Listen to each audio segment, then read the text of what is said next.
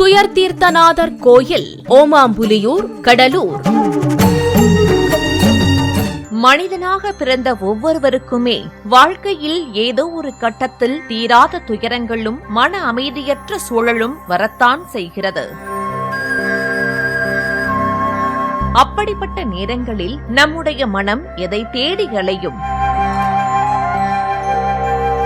அமைதியையும் நம் துயரங்களை தீர்க்கும் ஒரு மகா சக்தி வாய்ந்த இறைவனின் பாதங்களையும் தானே. அப்படி அன்னை பார்வதி தேவியின் துயரத்தையே தீர்த்து தேவிக்கு பிரணவ மந்திரத்தின் பேரொளியை உபதேசித்த ஒரு உன்னதமான திருத்தலத்தை பற்றிதான் மனம் தேடும் ஆலயம் நிகழ்ச்சியின் மூலமாக நாம் பயணித்துக் கொண்டிருக்கிறோம். அதுதான் கடலூர் மாவட்டம் காட்டுமன்னார் கோவில் அருகே அமைந்துள்ள தேவார பாடல் பெற்ற புண்ணிய பூமியான ஓமாம்புலியூர் ஸ்ரீ துயர்தீர்த்தநாதர் திருக்கோயில். பூங்கொடி மடவாள் உமை ஒரு பாகம் புரிதரு சடை மூடி அடிகள்.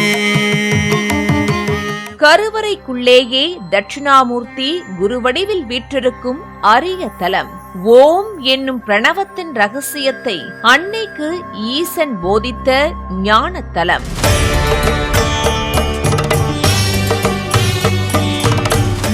பெருமான் வண்டாக மாறி உபதேசத்தை கேட்ட அற்புத தலம். வாருங்கள் நேயர்களே, நம் வினைகள் அனைத்தையும் தீர்த்து மனதிற்கு நிம்மதி தரும் துயர்தீர்த்தநாதரின் ஆலய பெருமைகளையும் அதன் வரலாற்று பின்னணிகளையும் இன்றைய மனம் தேடும் ஆலயம் நிகழ்ச்சியில் வீட்டிலிருந்தபடியே கண்டு நம் துயர் தீர இறைவனை மனதார வேண்டுவோம்.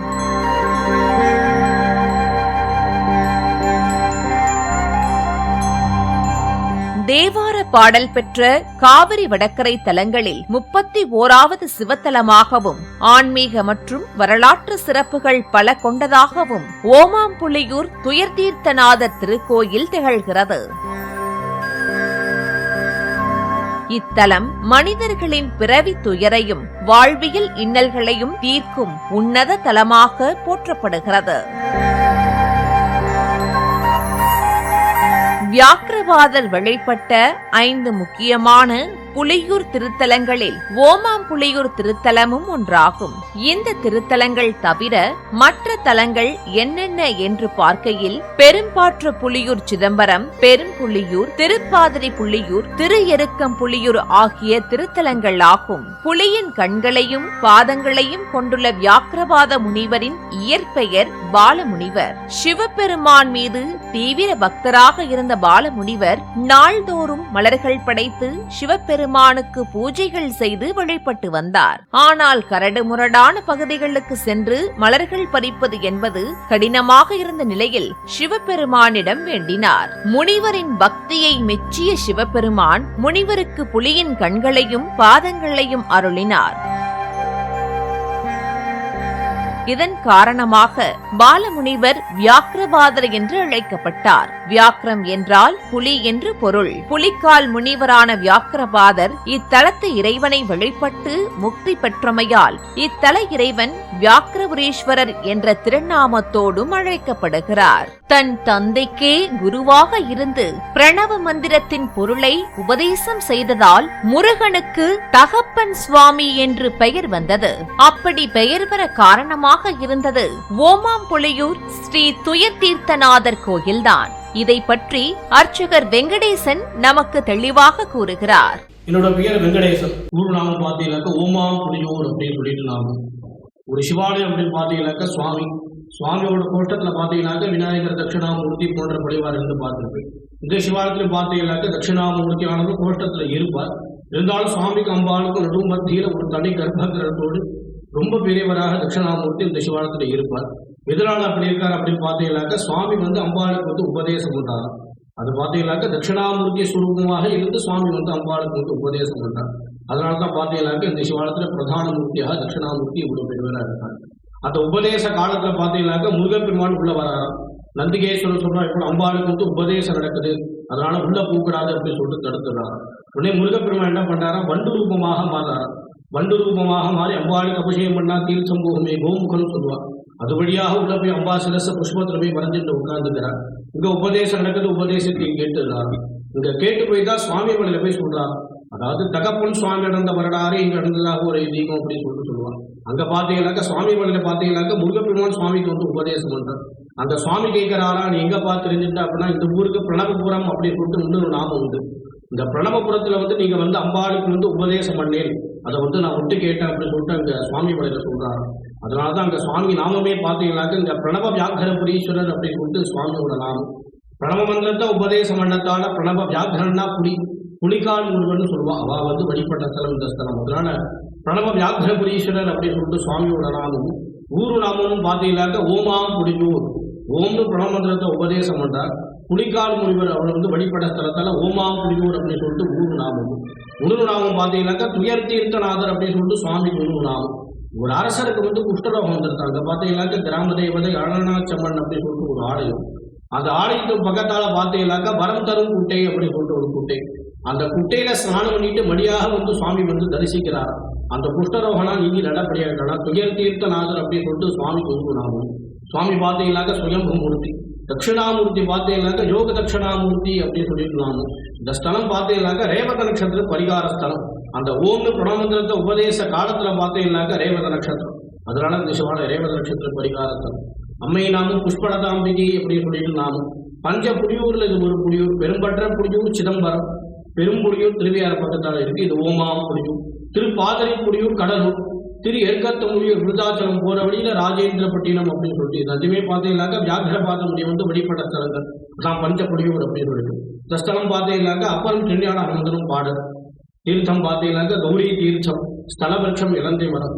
ரொம்ப ஒரு அற்புதமான கஷேத்திரம். எந்த ஒரு கஷேத்திரத்தில் துயர் தீர்த்தநாதர் அப்படின்னு சொல்லிட்டு சுவாமிக்கு நாமும் எங்கேயுமே பார்க்க முடியாது. அது போல சுவாமிக்கு அம்பாளுக்கு நடுமத்தியில பிரதான மூர்த்தியாக தட்சிணாமூர்த்தி சிவா எங்கேயுமே இவ்வளவு பெரியவரா பார்க்க முடியாது.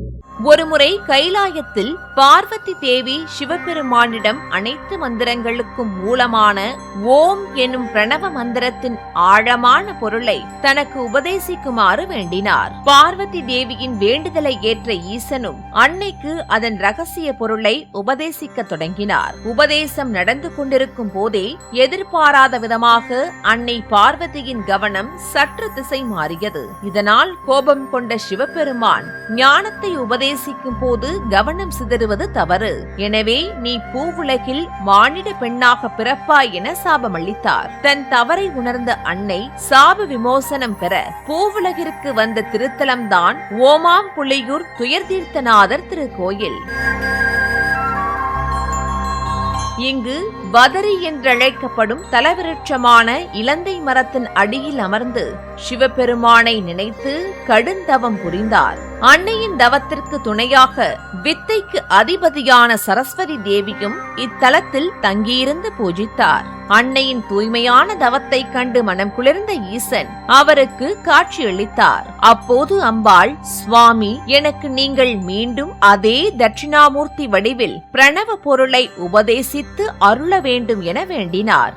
ஈசனும் அதற்கு சம்மதித்தார். மீண்டும் உபதேசம் தொடங்கும் போது எந்த ஒரு இடையூறும் வந்துவிடக் கூடாது என்பதற்காக சிவபெருமான் நந்தி தேவனை வாசலில் காவலுக்கு நிறுத்தினார். அப்போது அங்கு வந்த முருகப்பெருமானை உள்ளே விடாமல் நந்தி தேவன் தடுத்தார். எப்படியாவது தந்தை தாய்க்கு சொல்லும் பிரணவ பொருளை கேட்க நினைத்த முருகன் ஒரு சிறு வண்டின் உருவத்தை எடுத்தார். கோமுகத்தின் வழியாக ரகசியமாக கருவறைக்குள் நுழைந்த முருகன் அன்னை பார்வதியின் கூந்தலில் சூடியிருந்த மலர்களுக்குள் மறைந்து கொண்டார். அங்கிருந்தபடி குரு தட்சிணாமூர்த்தி அன்னைக்கு உபதேசித்த பிரணவ மந்திரத்தின் முழு பொருளையும் ஒட்டு கேட்டு தெரிந்து கொண்டார். இறைவன் தட்சிணாமூர்த்தியாக இருந்து உமாதேவிக்கு ஓம் என்ற பிரணவ பொருளை உபதேசித்ததாலும் வியாக்கிரபாதர் பூஜித்த 5 புலியூர் தலங்களில் ஒன்றானதாலும் இத்தலம் ஓமாம் புலியூர் என்று பெயர் பெற்றது. சிவபெருமான் பார்வதி தேவிக்கு ஞான குருவாக இருந்து இந்த பிரணவ மந்திரத்தின் உட்பொருளை உபதேசித்ததால் இத்தல இறைவன் பிரணவ வியாக்கிரபுரீஸ்வரர் என்ற திருநாமத்தோடும் அழைக்கப்படுகிறார்.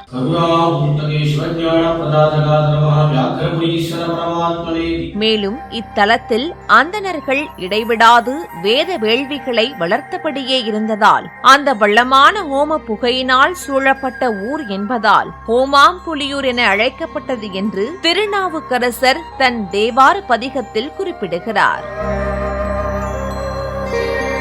துயர்தீர்த்தநாதர் என்ற பெயர் வர காரணம், பூவுலகில் மனித பிறவி எடுத்து சாபத்தினால் துயரப்பட்ட அன்னை பார்வதியின் துயரத்தை தீர்த்து பிரணவ உபதேசம் செய்து மீண்டும் ஆட்கொண்டதால் இத்தல ஈசனுக்கு துயர்தீர்த்தநாதர் என்ற திருநாமம் அமைந்தது. பல்லவர் கால கல்வெட்டுகளிலும் இவருக்கு வடக்கரை உடையார் வரும் துயரம் தீர்த்த நாயனார் என்ற பெயர் குறிப்பிடப்பட்டுள்ளது.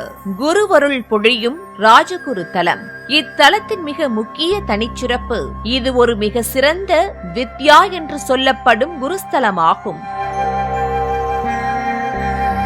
பொதுவாக கோயில்களில் கருவறை கோஷ்டத்தில் தெற்கு நோக்கி வீற்றிருக்கும் தட்சிணாமூர்த்தி இங்கு விசேஷமாக கருவறைக்குள்ளேயே சிவனுக்கும் அம்பாளுக்கும் நடுவில் உள்ள அர்த்த மண்டபத்தில் கம்பீரமான பெரிய சிலாரூபமாக, அதாவது கல்லாலான திருமேனியாக எழுந்தருளி உள்ளார். உமாதேவிக்கு பிரணவ பொருள் உபதேசம் செய்த மகாகுரு என்பதால் இவர் இங்கு ராஜகுருவாக வழிபடப்படுகிறார்.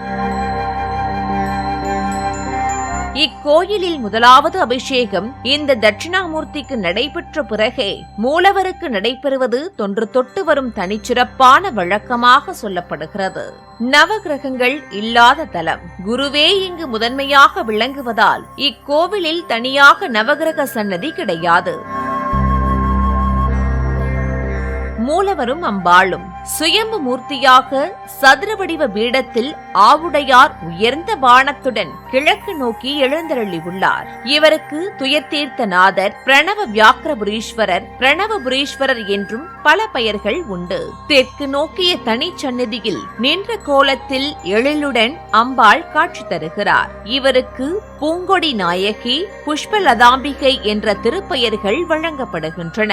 வரலாற்று மற்றும் இலக்கிய சிறப்புகள். 7ஆம் நூற்றாண்டை சேர்ந்த நாயன்மார்களான திருஞான சம்பந்தர் மற்றும் திருநாவுக்கரசர் ஆகிய இருவராலும் பதிகங்கள் பாடி உருகி போற்றப்பட்ட தலம். இக்கோயிலில் சோழ மன்னன் 3ஆம் குலோத்துங்கன் காலத்து கல்வெட்டு ஒன்றும், பல்லவ மன்னன் கோப பெருஞ்சிங்கன் காலத்து கல்வெட்டுகள் 5 காணப்படுகின்றன. கல்வெட்டுகளில் இத்தலத்து இறைவன் வடதள்ளி உடையார் என்றும் வந்த துயரம் தீர்த்த நாயனார் என்றும் குறிப்பிடப்பட்டுள்ளது. நோய் தீர்க்கும் கௌரி தீர்த்தம். கோயிலின் எதிரே அமைந்துள்ள கௌரி தீர்த்தத்தில் சதானந்தன் என்ற அரசன் நீராடி தனது தீராத குஷ்டநோய் நீங்க பெற்றான் என்பது தல வரலாறு. ஒருமுறை சதானந்தன் என்ற மன்னன் தொழுநோயால் பீடிக்கப்பட்டான். மனமுடைந்த அவன் ஓமாம்புலியூருக்கு வந்து வாதனங்குட்டை என்னும் புனித நீரில் நீராடி இறைவனை தவறாமல் வழிபட்டான். அவனது பக்தியால் மகிழ்ந்த இறைவன் அவனது நோயை நீக்கி அருளினார். ரேவதி நட்சத்திரத்தில் பிறந்தவர்களுக்கும் சரி, தனுசு ராசியை சேர்ந்த அன்பர்களுக்கும் சரி, இத்தலம் சிறந்த பரிகார ஸ்தலமாக கருதப்படுகிறது. பார்வதி தேவிக்கு குருவாக இருந்து பிரணவ மந்திரத்தை சிவபெருமான் உபதேசம் செய்ததால் இத்தலம் குரு பகவானுக்குரிய ஸ்தலம் என்றும் சொல்லப்படுகிறது.